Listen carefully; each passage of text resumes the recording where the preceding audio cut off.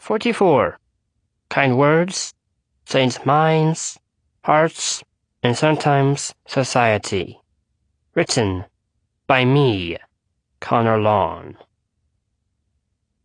My name is Connor Lawn, and as I say these words, I have to say that it is much easier for me to act with kindness than to read about it.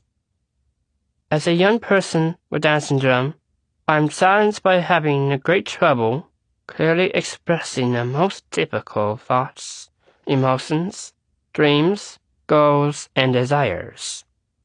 So when I venture forth on writing projects, I often enlist someone who can help structure my thoughts and clarify my words until I know that what goes down on paper reflects the essence of what I have to say. As an everyday person, throughout my activities, I can easily choose to be kind, to speak kindly, to listen kindly, and to simply be present with someone in need of kindness. It is always an option in front of me. But as an advocate for people with different abilities, sometimes I have to actually tell people why kindness is important in our lives and in our laws. As if it weren't plain enough, kindness ripples, as does unkindness. These days, when it is too often hard to find kindness in our politics, let us be sure to find kindness, fairness, and equity in our own words, both public and private. For example, while mental retardation was once a clinically appropriate and useful term, its slang shorthand, retard, has become a common and woefully demeaning and hurtful slur that invites taunting, stigma, and stereotypes.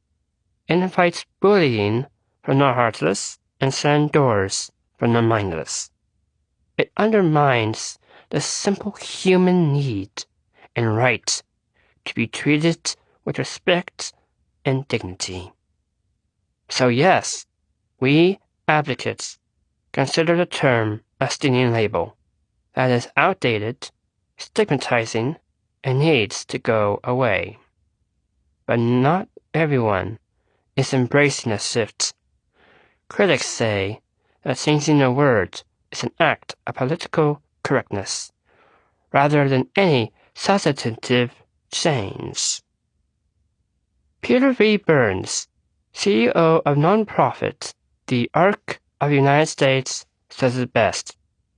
We understand that language plays a crucial role in how people with intellectual disabilities are perceived and treated in society. Changing how we talk about people with disabilities is a critical step in promoting and protecting the basic civil and human rights. The ARC, which promotes and protects the rights of people with intellectual and developmental disabilities, has been advocating the use of the term intellectual disability. It is the reasonable position of the ARC that the only R word that should be used when referring to people with intellectual and developmental disabilities is respect. I completely agree. So my message on how to channel kindness is to ask you to think about the words you use, because they may change the minds and hearts we need to make our communities and society kinder and fairer for all. Making the world a kinder place isn't as easy as just being smiley and kind all the time. Sometimes we have to talk and think about it and then act on it. We have to be brave and kind enough to change minds and our hearts through our words and our actions.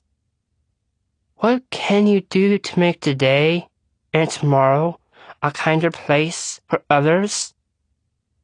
You may have heard it many times, but it's worth putting out this reminder. Kindness is always possible, always an option. This is Connor Long, signing off.